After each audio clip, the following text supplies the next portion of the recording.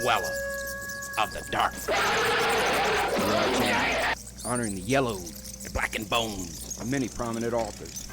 We will be digging up several obscure, strange, and forgotten authors who influenced many of the great horror. science fiction and fantasy writers today. Comment below if you like. If you have authors that you'd like to see recognized, list them in the comments or contact our author page. Subscribe for more tales of the horrifying, obscure, strange, and forgotten. We'll have quite a collection. Climbing out of the tombs. If you like any of our tales, ring the bell.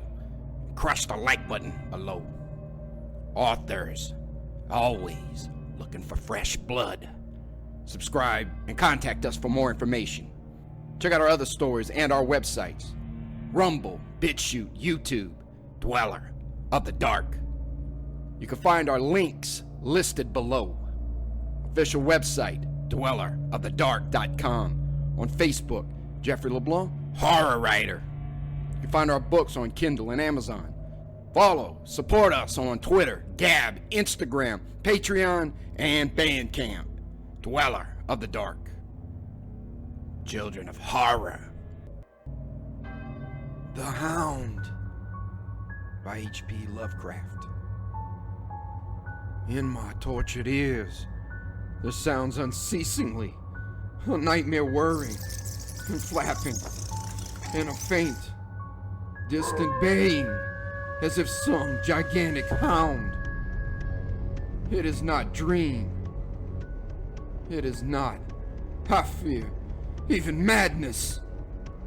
For too much has already happened to give me these merciful doubts. St. John is a mangled corpse. I alone know why, and such is my knowledge that I am about to blow out my brains for fear I shall be mangled in the same way. Down, unlit, and illimitable corridors of eldritch fantasy sweeps the blackness, shapeless nemesis that drives me to self-annihilation. May heaven forgive the folly and morbidity which led us both to so monstrous a fate. Wearied with the commonplaces of a prosaic world where even the joys of romance and adventure soon grow stale, St. John and I had followed enthusiastically every aesthetic and intellectual movement which promised respite from our devastating ennui. The enigmas of the symbolists and the ecstasies of the pre-Raphaelites, all were ours in their time. But each new mood was drained too soon of its diverting novelty and appeal. Only the somber philosophy of the decadence could hold us, and this we found potent only by increasing gradually the depth and diabolism of our penetrations. Baudelaire and Huysmans were soon exhausted of thrills, till finally there remained for us only the more direct stimuli of unnatural personal experiences and adventures. It was this frightful emotional need which led us eventually to that detestable course which even in my present fear I mention with shame and timidity, that hideous extremity of human outrage, the abhorred practice of grave robbing. I cannot reveal the details of our shocking expeditions, or catalog even partly the worst of the trophies adorning the nameless museum we prepared in the great stone house where we jointly dwelt, alone and servantless. Our museum was a blasphemous, unthinkable place where, with the satanic taste of neurotic virtuosi, we had assembled a universe of terror and decay to excite our jaded sensibilities. It was a secret room, far, far underground, where huge winged demons carving up basalt and onyx vomited from wide grinning mouths, weird green and orange light, and hidden pneumatic pipes ruffled into kaleidoscopic dances of death, the lines of red charnel things, hand in hand, woven on voluminous black hangings. Through these pipes came at will the odors our moods most craved. Sometimes the scent of pale funeral lilies. Sometimes the narcotic incense of imagined eastern shrines of the kingly dead. And sometimes, how I shudder to recall it, the frightful, soul-upheaving stenches of the uncovered grave. Round the walls of this repellent chamber were cases of antique mummies, alternating with comely, lifelike bodies, perfectly stuffed and cured by the taxidermist art, and with headstones snatched from the oldest churchyards of the world. Niches here and there contain skulls of all shapes and heads preserved in various stages of dissolution. There, one might find the rotting bald pates of famous noblemen and the fresh and radiantly golden heads of new-buried children. Statues and paintings there were, all of fiendish subjects and some executed by St. John and myself.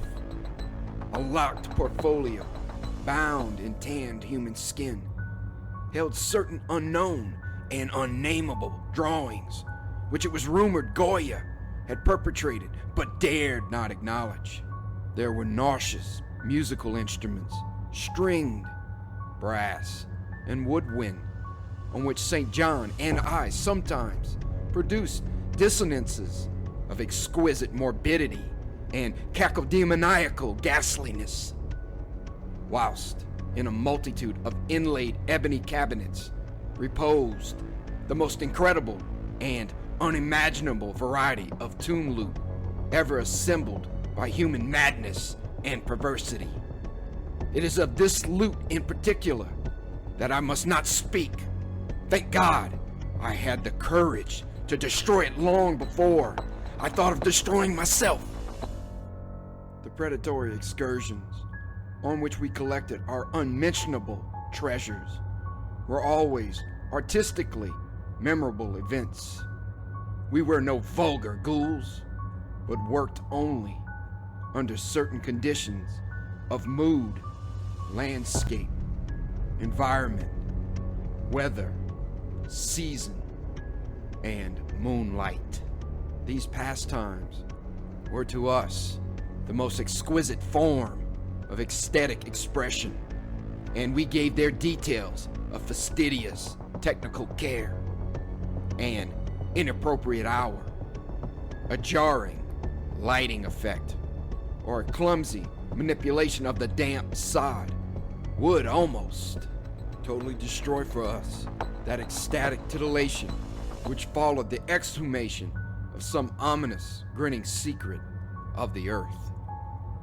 Our quest for novel scenes and piquant conditions was feverish and insatiate. St. John was always the leader, and he it was who led the way at last to that mocking, accursed spot which brought us our hideous and inevitable doom.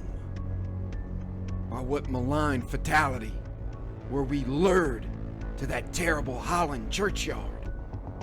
I think it was the dark rumor and legendary, the tales of one buried for 5 centuries, who had himself been a ghoul in his time and had stolen a potent thing from a mighty sepulcher. I can recall the scene in these final moments. The pale autumnal moon over the graves, casting long, horrible shadows. The grotesque trees drooping sullenly to meet the neglected grass.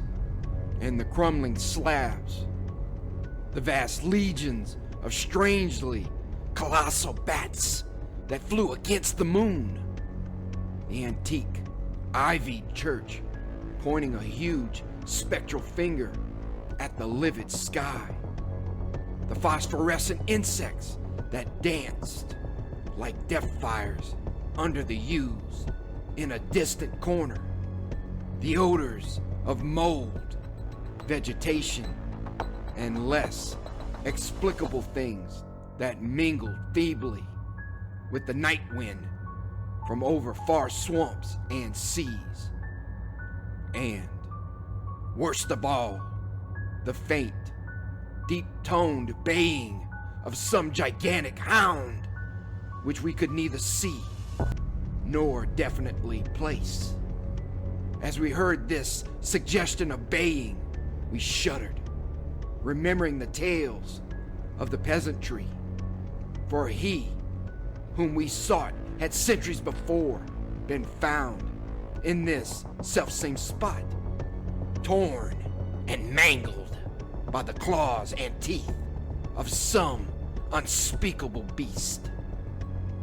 I remember how we delved in this ghoul's grave with our spades, and how we thrilled at the picture of ourselves, the grave, the pale watching moon, the horrible shadows, the grotesque trees, the titanic bats, the antique church, the dancing death fires, the sickening odors, the gently moaning night wind, and the strange, half-heard, directionless baying of whose objective existence we could scarcely be sure. Then we struck a substance harder than the damp mold and beheld a rotting, oblong box crusted with mineral deposits from the long, undisturbed ground. It was incredibly tough and thick, but so old that we finally pried it open and feasted our eyes on what it held. Much, amazingly much, was left of the object, despite the lapse of 500 years. The skeleton, though crushed in places by the jaws of the thing that had killed it, held together with surprising firmness, and we gloated over the clean, white skull with its long, firm teeth and its eyeless sockets that once had glowed with a charnel fever like our own. In the coffin lay an amulet of curious and exotic design, which had apparently been worn around the sleeper's neck. It was the oddly conventionalized figure of a crouching winged hound or sphinx with a semi-canine face, and was exquisitely carved in antique oriental fashion from a small piece of green jade. The expression on its features was repellent in the extreme, savoring at once of death, bestiality, and malevolence. Around the base was an inscription in characters which neither St. John nor I could identify. And on the bottom, like a maker's seal, was graven a grotesque and formidable skull. Immediately upon beholding this amulet, we knew that we must possess it, that this treasure alone was our logical pelf from the centuried grave. Even had its outlines been unfamiliar, we would have desired it. But as we looked more closely, we saw that it was not wholly unfamiliar. Alien it indeed was to all art and literature, which sane and balanced readers know but we recognized it as the thing hinted of in the forbidden Necronomicon of the mad Arab Abdul al-Hazred, the ghastly soul symbol of the corpse-eating cult of inaccessible Ling in Central Asia. All too well did we trace the sinister lineaments described by the old Arab demonologist. Lineaments, he wrote, drawn from some obscure supernatural manifestation of the souls of those who vexed and gnawed at the dead. Seizing the green jade object, we gave a last glance at the bleached and cavern-eyed face of its owner and closed up the grave as we found it. As we hastened from that abhorrent spot, the stolen amulet in St. John's pocket, we thought we saw the bats descend in a body to the earth we had so lately rifled, as if seeking for some cursed and unholy nourishment. But the autumn moon shone weak and pale, and we could not be sure. So, too, as we sailed the next day away from Holland to our home, we thought we heard the faint, distant baying of some gigantic hound in the background. But the autumn wind moaned sad and wan, and we could not be sure. 2. Less than a week after our return to England, strange things began to happen. We lived as recluses, devoid of friends, alone, and without servants, in a few rooms of an ancient manor house on a bleak and unfrequented moor, so that our doors were seldom disturbed by the knock of the visitor. Now, however, we were troubled by what seemed to be frequent fumblings in the night, not only around the doors, but around the windows also, upper as well as lower. Once we fancied that a large, opaque body darkened the library window when the moon was shining against it, and another time we thought we heard a whirring or flapping sound not far off. On each occasion, investigation revealed nothing, and we began to ascribe the occurrences to imagination alone. That same curiously disturbed imagination which still prolonged in our ears the faint, far baying we thought we had heard in the Holland churchyard. The jade amulet now reposed in a niche in our museum, and sometimes we burned strangely scented candles before it. We read much in al-Hazred's Necronomicon about its properties and about the relation of ghosts, souls, to the objects it symbolized, and were disturbed by what we read. Then terror came. On the night of September 24th, 19 I heard a knock at my chamber door. Fancying it was St. John's, I bade the knocker enter, but was answered only by a shrill laugh. There was no one in the corridor. When I aroused St. John from his sleep, he professed entire ignorance of the event and became as worried as I. It was that night that the faint, distant baying over the moor became to us a certain and dreaded reality. 4 days later, whilst we were both in the hidden museum, there came a low, cautious scratching at the single door which led to the secret library staircase. Our alarm was now divided, for besides our fear of the unknown, we had always entertained a dread that our grisly collection might be discovered. Extinguishing all lights, we proceeded to the door and threw it suddenly open, whereupon we felt an unaccountable rush of air and heard, as if receding far away, a queer combination of rustling, tittering, and articulate chatter.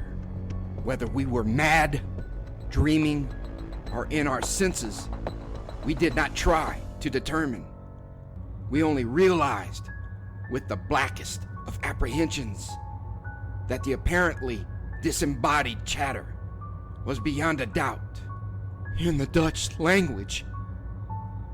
After that, we lived in growing horror and fascination. Mostly we held to the theory that we were jointly going mad from our life of unnatural excitements. But sometimes it pleased us more to dramatize ourselves as the victims of some creeping and appalling doom. Bizarre manifestations were now too frequent to count. Our lonely house was seemingly alive with the presence of some malign being whose nature we could not guess. And every night, that demoniac baying rolled over the wind-swept moor, always louder and louder. On October 29, we found in the soft earth, underneath the library window, a series of footprints, utterly impossible to describe. They were as baffling as the hordes of great bats which haunted the old manor house in unprecedented and increasing numbers. The horror reached a culmination on November 18th, when St. John, walking home after dark from the dismal railway station, was seized by some frightful carnivorous thing and torn to ribbons. His screams had reached the house, and I had hastened to the terrible scene in time to hear a whir of wings and see a vague black cloudy thing silhouetted against the rising moon. My friend was dying when I spoke to him, and he could not answer coherently. All he could do was to whisper, "The amulet, that damn thing." Then he collapsed, an inert mass of mangled flesh. I buried him the next midnight in one of our neglected gardens, and mumbled over his body one of the devilish rituals he had loved in life. And as I pronounced the last demoniac sentence, I heard afar on the moor the faint baying of some gigantic hound. The moon was up, but I dared not look at it. And when I saw on the dim lighted moor a wide, nebulous shadow sweeping from mound to mound, I shut my eyes and threw myself face down upon the ground. When I arose, trembling, I know not how much later, I staggered into the house and made shocking obeisances before the enshrined amulet of green jade. Being now afraid to live alone in the ancient house on the moor, I departed on the following day for London, taking with me the amulet after destroying by fire and burial the rest of the impious collection in the museum. But after 3 nights, I heard the baying again, and before a week was over, felt strange eyes upon me whenever it was dark. One evening, as I strolled on Victoria embankment for some needed air. I saw a black shape obscure one of the reflections of the lamps in the water. A wind, stronger than the night wind, rushed by, and I knew that what had befallen St. John must soon befall me. The next day, I carefully wrapped the green jade amulet and sailed for Holland. What mercy I might gain by returning the thing to its silent, sleeping owner, I knew not. But I felt that I must at least try any step conceivably logical. What the Hound was and why it had pursued me were questions still vague. But I had first heard the baying in that ancient churchyard, and every subsequent event, including St. John's dying whisper, had served to connect the curse with the stealing of the amulet. Accordingly, I sank into the nethermost abysses of despair when, at an inn in Rotterdam, I discovered that thieves had despoiled me of this sole means of salvation. The baying was loud that evening, and in the morning I read of a nameless deed in the vilest quarter of the city. The rabble were in terror, for upon an evil tenement had fallen a red death beyond the foulest previous crime of the neighborhood. In a squalid thieves' den, an entire family had been torn to shreds by an unknown thing which left no trace, and those around had heard all night above the usual clamor of drunken voices, a faint, deep, insistent note as of a gigantic hound.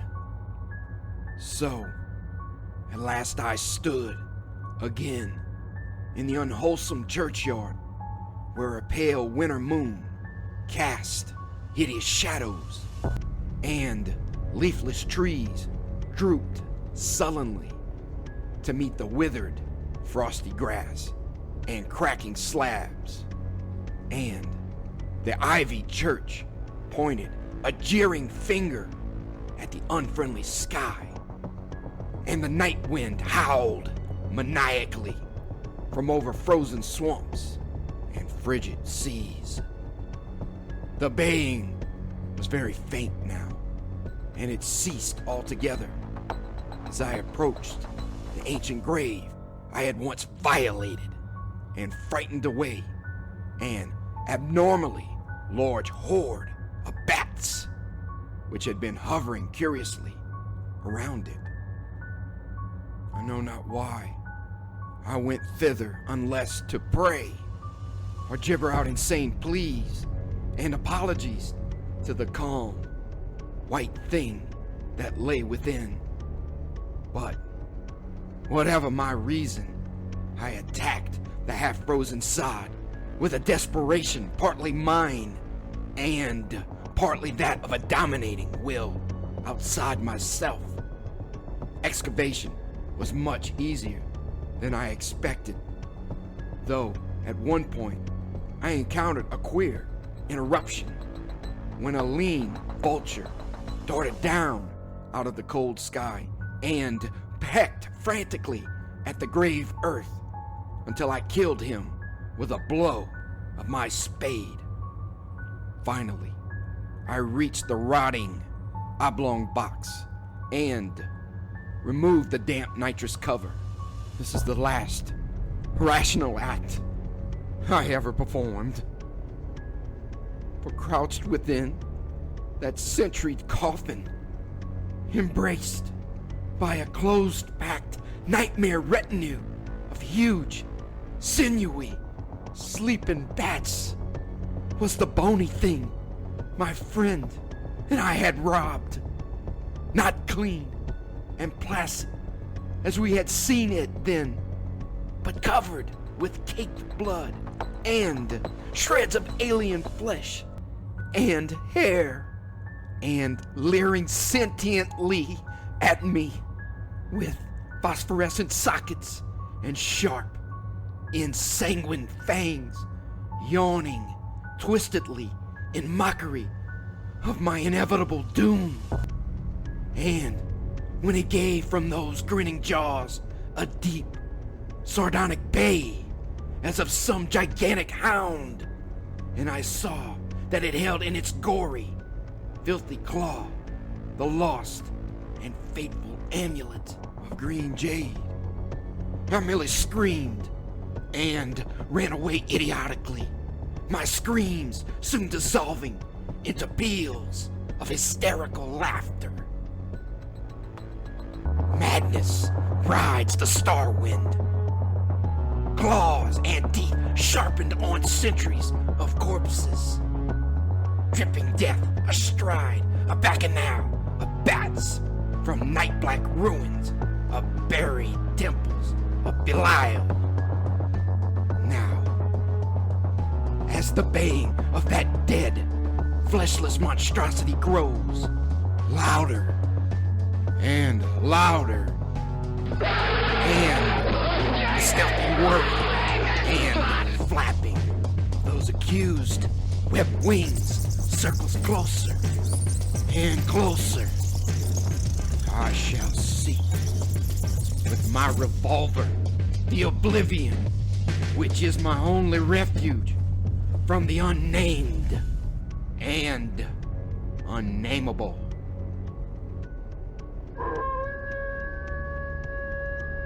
Thank you for listening. Have a great night.